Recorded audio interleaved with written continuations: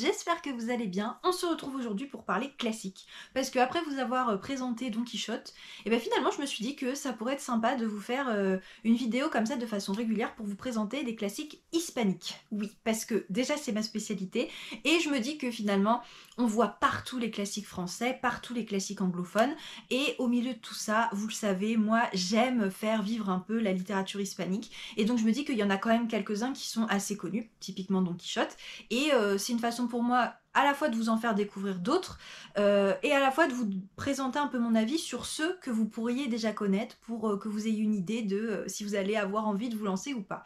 Donc, après un classique espagnol, eh ben on va passer à un classique latino-américain et je vais vous parler aujourd'hui de L'amour au temps du choléra de Gabriel García Márquez qui est paru au livre de poche.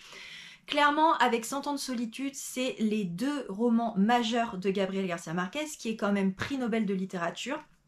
Il l'a obtenu en 82, donc ce qui est quand même pas rien. Et c'est vrai que L'amour au temps du choléra me tentait plus que 100 ans de solitude, donc j'ai d'abord commencé par celui-là, parce que clairement j'avais envie de vivre, de ressentir une très belle histoire d'amour, comme finalement on n'en fait plus. Mais ça n'a clairement pas été une lecture de tout repos, donc je vais vous présenter ça tout de suite. Avant toute chose, de quoi parle L'amour au temps du choléra? Donc c'est très simple en quelques mots. On est dans une petite ville des Caraïbes à la fin du 19e siècle. On va suivre Florentino, qui est un jeune homme plutôt d'origine modeste, qui va tomber amoureux de Fermina, qui est elle une jeune fille de bonne famille. Et puis, coup du sort incroyable, malgré leurs différences sociales, elle tombe amoureuse de lui.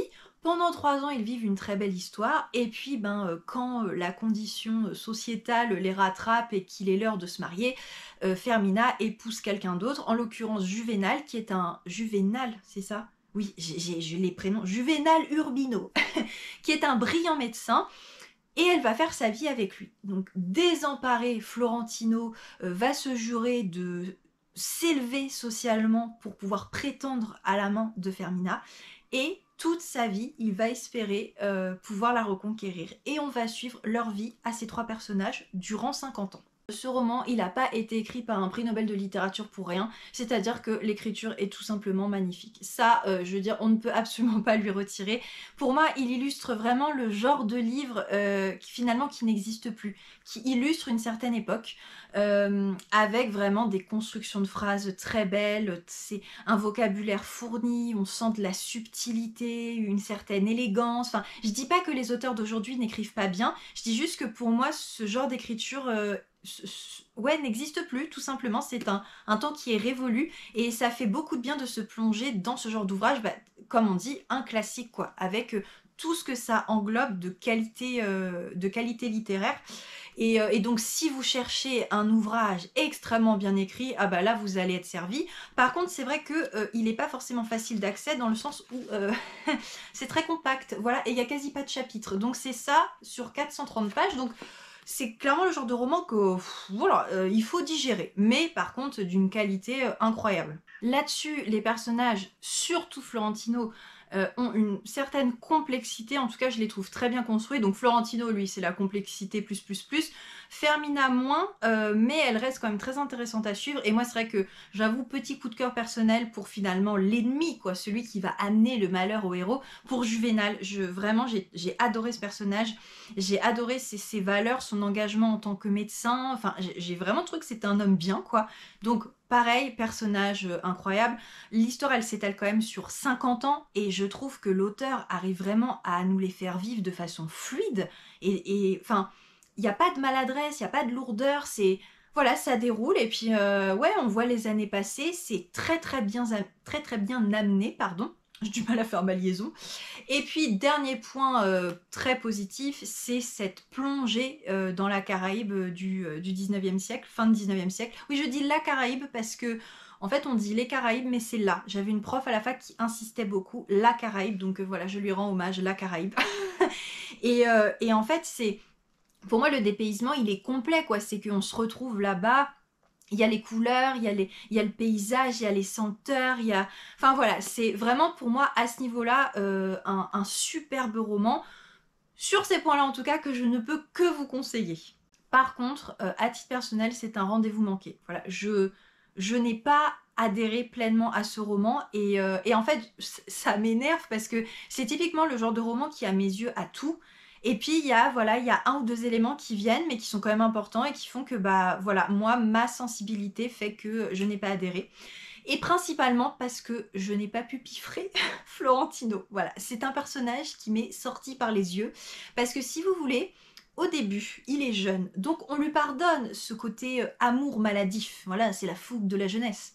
Mais au fur et à mesure des années qui passent, en fait, moi, j'ai trouvé que c'était malsain. Je veux dire, ce personnage, il devient malsain. Je suis désolée. Certains me diront, mais pas du tout. C'est un vrai héros romantique par excellence. Non, je suis désolée. Moi, je l'ai juste trouvé malsain et à un moment donné, pas très net dans sa tête. Parce que quand on aime à ce point quelqu'un toute sa vie, enfin, par rapport aux actions qu'il fait, et surtout vers la fin, parce que, je veux dire, même s'il espère la reconquérir, il va quand même faire sa vie d'homme. Et vers la fin du livre, il a une relation avec quelqu'un.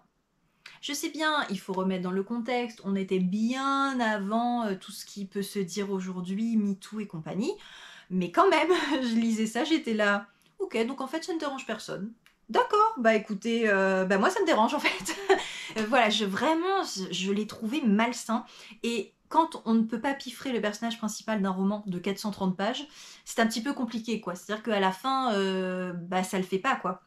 Et vraiment, mon rendez-vous manqué vient principalement du personnage principal, mais également du fait que j'ai trouvé que le roman était trop long. Ok, c'est très bien écrit, très, très fluide, ces 50 années, on ne les voit pas passer, mais il n'empêche que le concept même de l'histoire pouvait tenir sur bien moins de pages. Est-ce que c'est français? Sur bien moins de pages? Oui, c'est français. 430 pages pour finalement se demander si oui ou non Fermina et Florentino vont terminer ensemble, j'ai trouvé que c'était un petit peu long. Je veux dire, on aurait pu nous dire ça bien plus tôt. Après, j'ai beaucoup aimé la fin, donc ça m'a permis de fermer le livre sur une note positive. Mais voilà, ces deux éléments ont fait que malheureusement, même s'il est considéré comme un chef-d'œuvre, ça l'a pas totalement fait pour moi. Donc écoutez, si vous ne vous êtes pas encore lancé, eh ben, j'espère que les points que moi j'ai soulevés et qui m'ont dérangé ne vous dérangeront pas et que vous pourrez pleinement apprécier ce roman qui clairement est à lire. Enfin, pour moi ça fait partie des livres qu'on doit lire dans une vie. Gabriel Garcia Marquez était un immense auteur, connu et reconnu. Donc il me tarde en fait de me lancer dans 100 ans de solitude pour voir un petit peu, puisqu'on est aussi sur une histoire qui va s'étendre sur des décennies, voir ce que ça peut donner. De toute façon, il est tellement encensé que vous pouvez très probablement faire partie de ceux que ça ne va absolument pas déranger.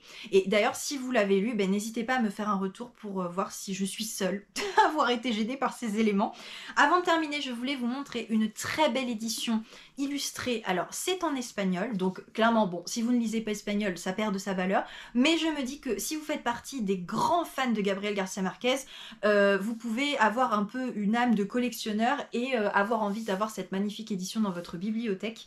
Vous savez, c'est le genre de livre comme ça, où c'est illustré, mais en mode un peu illustration cachée. Il y a des petits trous à chaque fois pour qu'on voit un petit peu. Et moi, je trouve vraiment le travail très très très beau. Attendez, je vous montre une autre page. Vous voyez, tac. Hop. Voilà, et magnifique édition. Je ne pouvais pas ne pas vous le montrer, quoi.